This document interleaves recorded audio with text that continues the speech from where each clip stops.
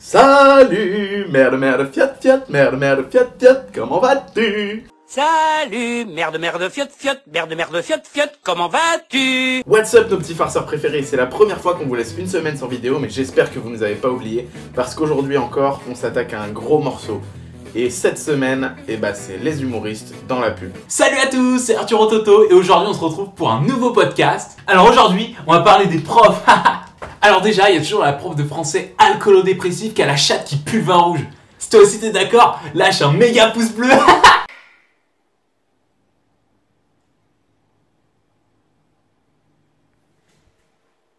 Non Arthur, pas ce genre d'humoriste là. On parle ni des podcasteurs ni des youtubeurs dans cette chronique. Mais cela dit, pourquoi pas en faire un sujet? Ça rallierait à peu près nos deux passions, la pub et YouTube.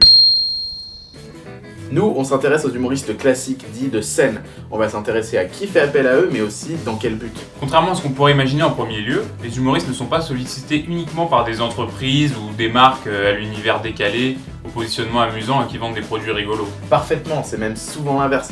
On emploie celui qui a l'habitude de faire rire pour faire passer un message froid ou solennel. Par exemple, les publicités pour le secteur bancaire, les assurances ou encore les forfaits téléphoniques. En résumé, toutes les pubs un peu chiantes du genre des fenêtres à isolation thermique. Sauf qu'en incorporant un humoriste, on rend ça moins ennuyeux et plus léger. Parfaitement, et on va aborder ça dans notre chronique d'ailleurs. Mais d'abord, on va aller voir une pub très belle et très intelligente dans laquelle figure Jamel Debbouze. Petite camomille, chamaille avec des milliers de matadors. Comme une serbacane, tu me touches, je t'aime bien, et peut-être que je t'aimerais bien. Oh Jamel, arrête, tu sais même pas jouer de la guitare. Je sais peut-être pas jouer de la guitare, mais je sais faire plein d'autres trucs, hein. Avec l'AGFIP, agissons pour ouvrir l'emploi aux personnes handicapées. Petit matador, tu me touches en plein fouet, dans ma cabane du pêcheur. Plus d'informations au 0811 37 38 39 ou sur agfip.fr. Bah là, il y a plein de choses à dire, même si finalement la pub est très simple. Jamel Debbouze, seul sur fond blanc, qui remixe du Francis Cabrel. Mais il y a plein de trucs sous-jacents, notamment dans le choix du comédien.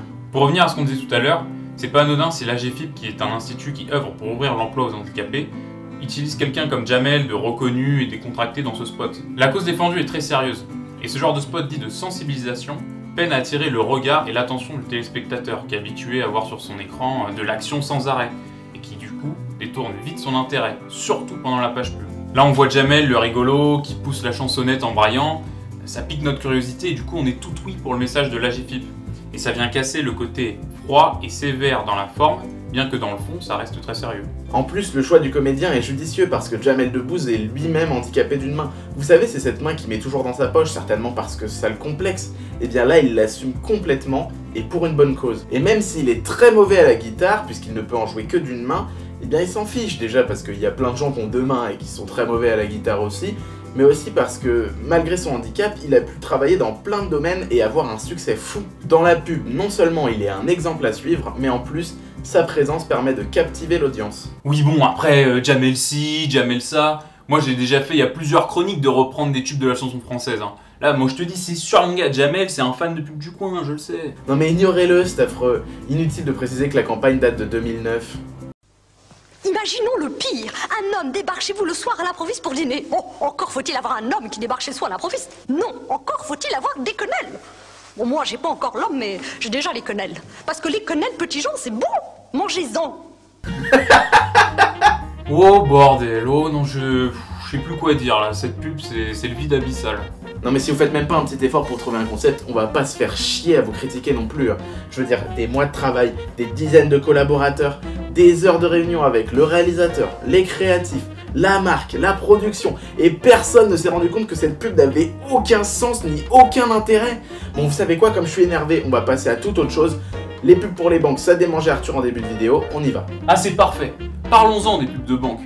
On se les représente comme un truc un peu chiant, ça parle d'argent, de souscrire à je ne sais quoi, de faire des engagements, puis bon, on se méfie toujours un peu des banques, tu vois. Et c'est pour ça qu'on nous colle régulièrement un humoriste dedans. Ils sont très appréciés des Français, et du coup, ils permettent d'éclipser un petit peu votre méfiance et de donner un ton sympathique et joyeux à la pub. Ah, dans le genre gros bobard, c'est pas mal.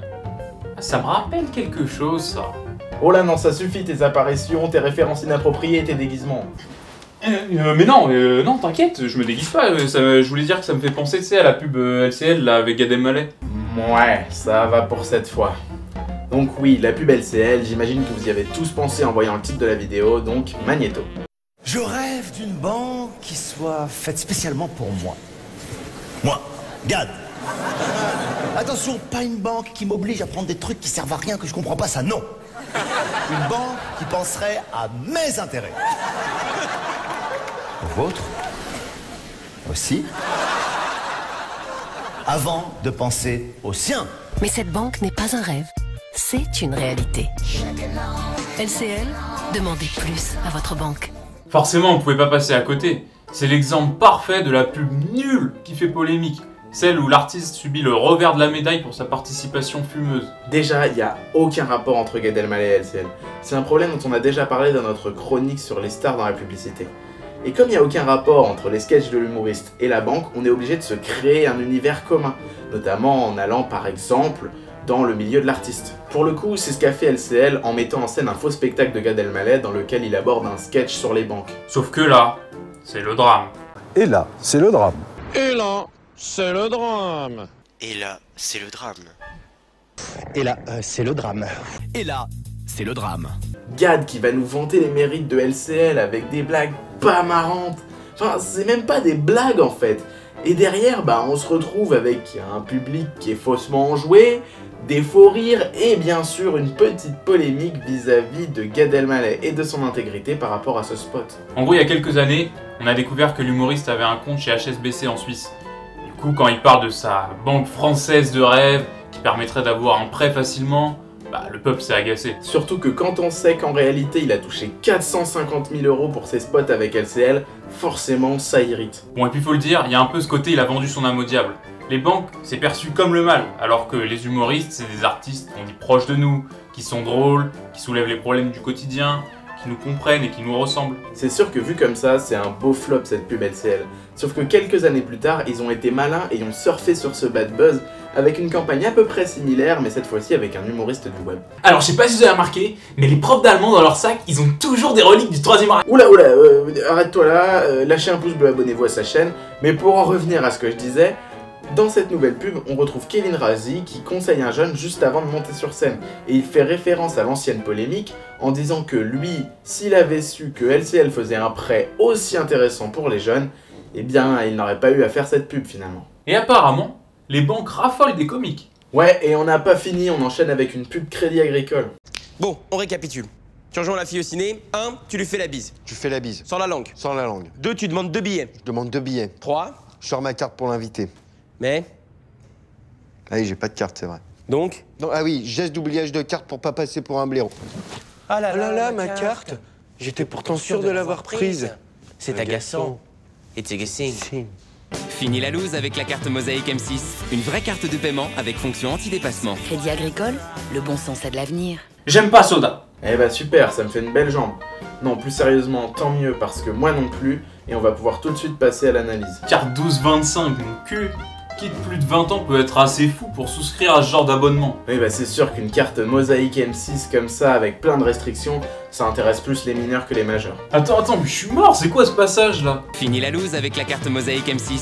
C'est quoi ce petit astérix qui traduit le mot loose là? Ça veut se la jouer branchée et derrière ça panique.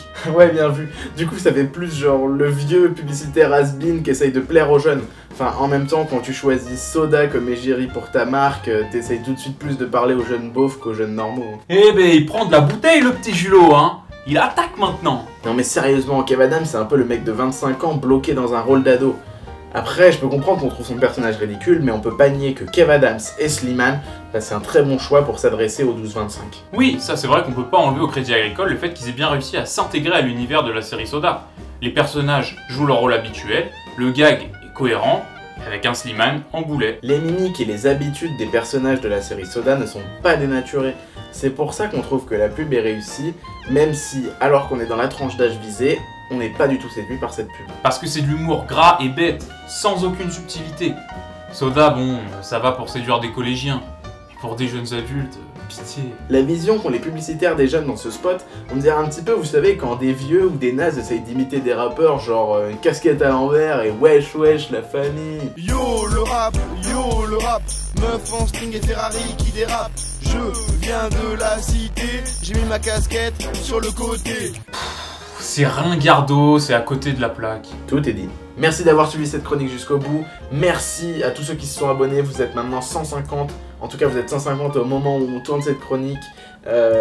Merci pour les commentaires. On répond à tous les commentaires, donc n'hésitez pas à vous ajouter à la liste des gens qui ont commenté.